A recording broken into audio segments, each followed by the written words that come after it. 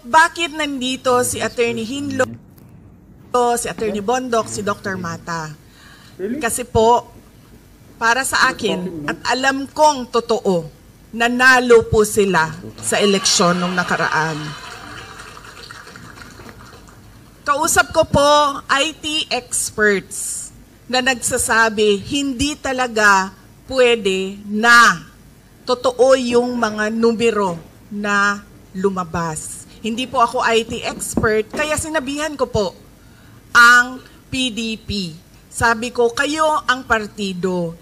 Questionin nyo kung paano ginawa ang proseso ng bilangan. Karanasan ko po noong 2022, una ko pong nalaman na baka manalo ako bilang Vice President dahil una pong lumabas ang absentee voting, ang OFW vote. Nakita ko po doon ang panalo ko. Ganun po ang nangyari sa kanila. Panalo po sila sa OFW vote, sa absentee voting. Lahat ng makadaupang kamay ko, lahat ng mayakap ko, lahat ng mahalikan ko, sinasabi ko, dalhin nyo ang kodigo, vote straight tayo, 10 ang ating senators. Kaya po, naniniwala talaga ako, sila ay ating mga senators. Kaya nagpapasalamat din na po ako sa oras nila. Sariling gastos po yan sila lahat dito. Sinasabi po namin sa kanila, imbitado kayo sa Malaysia, pero wala po kaming panlibre sa inyo. Kaya gumastos kayo ng sarili ninyong pera. At alam nyo, sa totoo lang, dahil wala kaming sponsor sa aming pagkain, kanina si Senator Amy at ako, nag-uusap kami o paano yung libre sa dinner sa mga bisita natin. Sabi niya, oh wala nang problema, fish head curry lang naman yan, ako na magbabayad yan. Tapos sabi niya sa akin, iba na yon kapag wagyu na ang usapan. Ganyan po, KKB po kami, pero pasalamat kami dahil nandito sila para sa inyo. Hindi po mangampanya, pero magsasabi po sila kung ano po ang kalagayan ng ating bansa. Ang susunod na pagpapasalamat ko po ay sa atin pong mga nag-opening remarks at nagbigay ng prayers. Maraming salamat po sa inyo. Basahin ko lang po mula sa ating programa. Si Ma'am Elizabeth Domingo de Guzman at si Rosela Vedua Orbeta. Maraming salamat. Alam niyo po kanina, naramdaman ko na na Pilipino event to kasi kumakanta na kayo at meron ng video okay sa harap Doon ko na medyo kinabahan na ako. Sabi ko, patay na ito. Kantahan na talaga ito. Tapos, kumanta na si Attorney Jimmy Bondok. Sabi ko, patay na to. Gumano na ako kay Senator Amy. O anong handa mo? Sabi niya, wala. Sabi ko, ako din yung naghanda ng kanta. Nung kumanta si Robin, sabi ko, wag na tayo kumanta, wag na.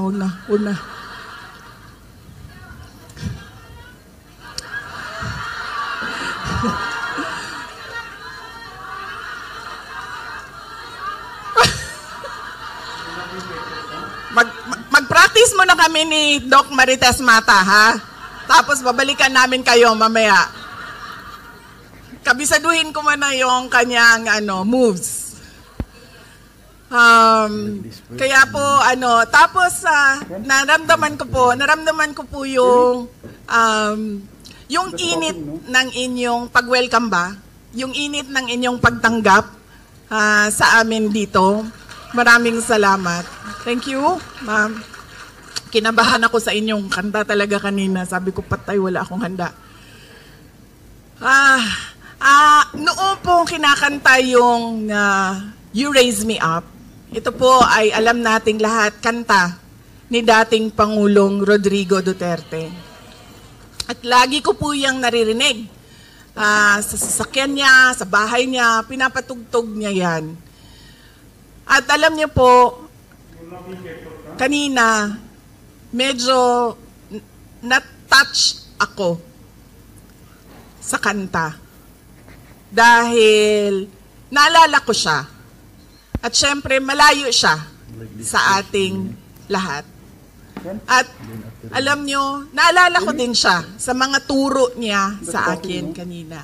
Dahil medyo syempre na ano yung damdamin ko sa kanta, pero naalala ko lagi sinasabi niya sa akin noong ako ay lumalaki, bawal umiyak. Mag-isip ka lang ng solusyon, always forward, bawal umiyak.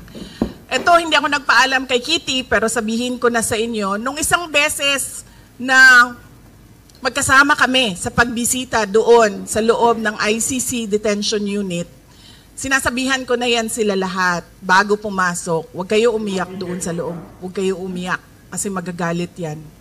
Huwag kayo umiyak. Yan beses yan.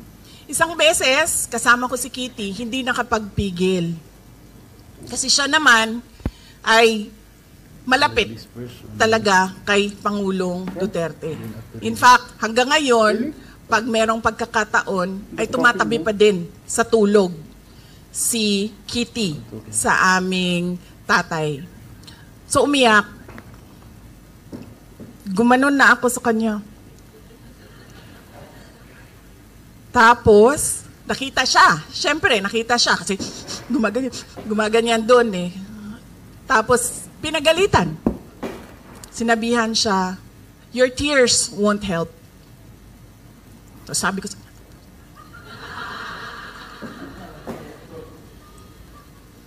ganon siya. Ganon po talaga siya. Bawal talaga umiyak. Noong bata pa ako, naalala ko, kasi lagi sinasabi, di ba? Pag natumba tayo, Pilipino, pag natumba yung bata, nagagalit yung magulang. Di ba? Oh. Nadagba ko. Sinundo niya ako sa paaralan. Tumatakbo ako papunta sa sasakyan, tapos diretso, plak! Diretso talaga, flat. Medyo hindi pa ako kaagad kasi nagulat ako sa nangyari sa akin eh. Masakit. Pero nakita ko, nakatingin yung tatay ko, nandun sa sasakyan eh. Gumaganyan. Upo ako sa sasakyan, tapos sabi niya, huwag ka umiyak. Masakit eh, di ba? Diretso eh. So ganon po, kahit noong nakwento ko na ito, noong nasa law school ako, iyak ako, sabi niya, hindi nakakatulong yaang iyak mo. Ang dapat mong iniisip kung ano yung solusyon sa problema. Kaya kanina, napagaganda nung kanta at naramdaman ko talaga siya. Dahil naalala ko yung tatay ko, pero bawal umiyak. So, really? At alam niyo po, Attorney JV, totoo yan. Itim po ang nararamdaman nating lahat ngayon kung ano yung nangyayari sa bayan natin. Kaso po, nung binasa ko yung program, nakalagay po doon, may best dress contest. Sabi ko doon sa mga kasama ko, kasi nahuli na dumating yung mga kasama ko eh. Nung nabasa ko yung program na may best dress, sabi ko, pakisabi, dalhan ako ng Filipiniana.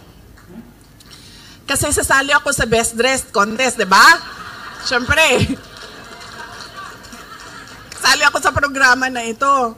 Pero, nung pagpasok ni Robin Padilla, nakita ko yung kanyang barong, sabi ko, aba, napakaganda ng pagkasukat, pagkatahi.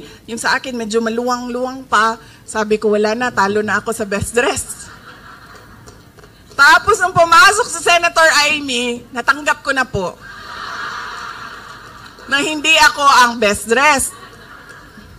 Sabi ko sa kanya kanina, sabi ko, ang ganda ng green mo. Sabi ko, sa akin na yan. Binigay naman niya sa akin. Gusto ko yan dahil see-through parang pang Ivana Alawi. Kitang-kita dito no? Pero, kanina, nung nakatayo si Attorney Jimmy Bondoc dito sa harap, Attorney JV, naisip ko na siya na lang ang ating i-best dressed sa table namin. Kasi nagpagawa siya ng barong para sa oath-taking niya.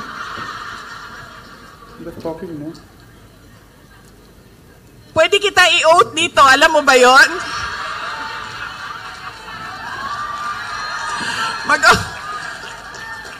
Pwede ko i-administer yung oath mo.